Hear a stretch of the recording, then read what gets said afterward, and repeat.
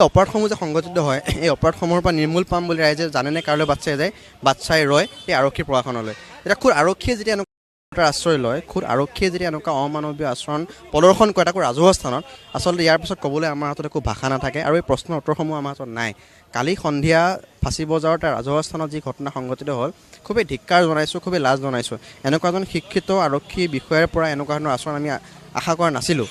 আচলতে সেই ছাত্ৰজনে যদি কিবা আইন কানুন ভংগ কৰিছিলে যদি নিয়মানুৱৰ্তিতা ভংগ কৰিছিলে তাৰ কাৰণে ফাইন আছে নহয় তাৰ কাৰণে আইন আদালত আছে তাৰ এই আইনৰ যিটো আইনৰ আবেষ্টনী নাহি তেওঁ ৰাজহুৱা স্থানত যে এটা চিংঘাম এটা ইউ পি টাইপ তেওঁ পুলিচৰ যিটো মানে বাহুবল প্ৰদৰ্শন কৰিলে খুব লাজ পাইছোঁ অসমৰ আৰক্ষী বিষয়াৰ পৰা আমি এনেকুৱা ধৰণৰ আশা কৰা নাছিলোঁ খুব ধিক্কাৰ জনাইছোঁ আৰু কালি জি পি সিং ডাঙৰীয়াই যিটো টুইট কৰিছে আমি আশা কৰিম সেইটো এটা কেৱল টুইটতে সীমাবদ্ধ নাথাকক এটা ফেচবুক পোষ্টতে সীমাবদ্ধ নাথাকক এটা নিৰপেক্ষ তদন্ত ঘোষণা কৰা হওক আৰু আচলতে এটা কথা ক'ব বিচাৰিম যে এই এজন দুজন মুষ্টিমেয় বিষয়াৰ কুকীৰ্তিৰ বাবে বা এনেকুৱা অমানৱীয় আচৰণৰ বাবে আচলতে গোটেই আৰক্ষী যিটো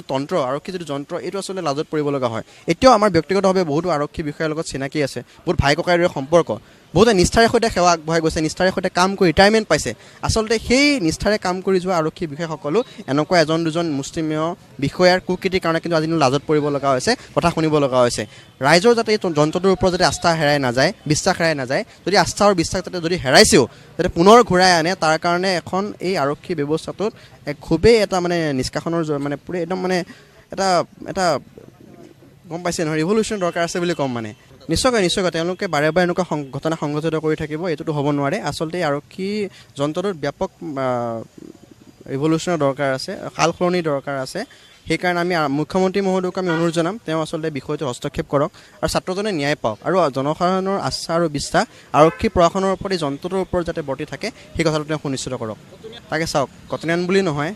বা ছাত্ৰ বুলিও নহয় সমাজত যেতিয়া দুৰ্নীতি হ'ব যেতিয়া অন্যায় হ'ব অবিচাৰ হ'ব জনসাধাৰণে মাত মাতি আহিছে অসমৰ ৰাইজে মাত মাতি আহিছে অসমৰ ৰাইজে মাত মাতি যাব আৰু কটনিয়ানো মাত মাতি যাব কালিৰ দিনটো অসমৰ ইতিহাসত অসম আৰক্ষীৰ ইতিহাসত এটা ক'লা অধ্যায় কালিৰ দিনটোতে প্ৰমাণ হৈ গ'ল যে অসম আৰক্ষীৰ এগৰাকী বিষয়াই কেনেদৰে জনসাধাৰণৰ ওপৰত কৰিব পাৰে এজন কটনিয়ান এজন অসমবাসীৰ ওপৰত এজন অসমীয়াৰ যুৱকৰ ওপৰত আৰক্ষীয়ে কেনেদৰে তাক দেখি আমি আচৰিত হৈ পৰিছোঁ যিটো সময়ত মুখ্যমন্ত্ৰীগৰাকীয়ে বাৰে বাৰে কয় যে অসম আৰক্ষীয়ে জনসাধাৰণৰ সৈতে বন্ধুত্বপূৰ্ণ সম্পৰ্ক স্থাপন কৰিব লাগে তেনে সময়তে কেনেদৰে এগৰাকী আৰক্ষী বিষয়া জনসাধাৰণৰ ওপৰত এনেদৰে আক্ৰমণ কৰিব পাৰে তাক লৈ আমি আচৰিত হৈ পৰিছোঁ কোনোবাখিনিত মুখ্যমন্ত্ৰীৰ নীতি নিৰ্দেশনা বা জি পি সিং ডাঙৰীয়াৰ নীতি নিৰ্দেশনাক একাংশ আৰক্ষী বিষয়াই উপলুঙা কৰিছে নেকি একাংশ আৰক্ষী বিষয়াই আইন হাতত তুলি নিজেই পৰিচয় দি আহিছে তাৰ ওপৰত অসম চৰকাৰে ৰাজ্য চৰকাৰে মুখ্যমন্ত্ৰী মহোদয়ে জি পি সিং ডাঙৰীয়াই অতি শীঘ্ৰেই ব্যৱস্থা লোৱা উচিত বুলি আমি ভাবোঁ এগৰাকী কটনিয়ান হিচাপে আমি কালিৰ দিনটোতো জ্ঞানদীপৰ কাষত আছিলোঁ আমাৰ যি দাবী আছিল যে আৰক্ষী বিষয়াগৰাকীৰ ওপৰত বিহিত ব্যৱস্থা গ্ৰহণ কৰিব লাগে কঠোৰকৈ কঠোৰ শাস্তিৰ ব্যৱস্থা কৰিব লাগে তাৰ যিটো প্ৰথম পদক্ষেপ আৰক্ষী বিষয়াগৰাকীৰ ওপৰত তদন্ত ঘোষণা কৰিছে তদন্ত সমিতি গঠন কৰি দিয়া হৈছে সমান্তৰালভাৱে আৰক্ষী বিষয়াগৰাকীক নিলম্বন কৰা হৈছে আমি বিচাৰিছোঁ এই যি তদন্ত প্ৰক্ৰিয়া ক্ষীপ্ৰতৰ হ'ব লাগে আৰক্ষী বিষয়াগৰাকীয়ে কঠোৰতম শাস্তি পাব লাগে প্ৰয়োজন সাপেক্ষে তেখেতক পদৰ পৰা বৰ্খাস্ত পৰ্যন্ত কৰিব লাগে বুলি আমি দাবী উত্থাপন কৰিব খুজিছোঁ মানে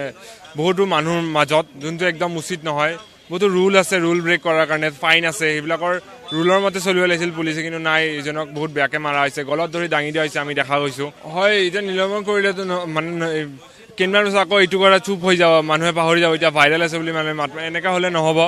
আমি গণদীপ দা জাষ্টিছ কাৰণে লাগি থাকিব লাগিব হয় যেতিয়ালৈকে এনেকুৱা বেয়া কাম চলি থাকে তেতিয়ালৈকে কটনিয়ানে প্ৰতিবাদ কৰি থাকিব আমাৰ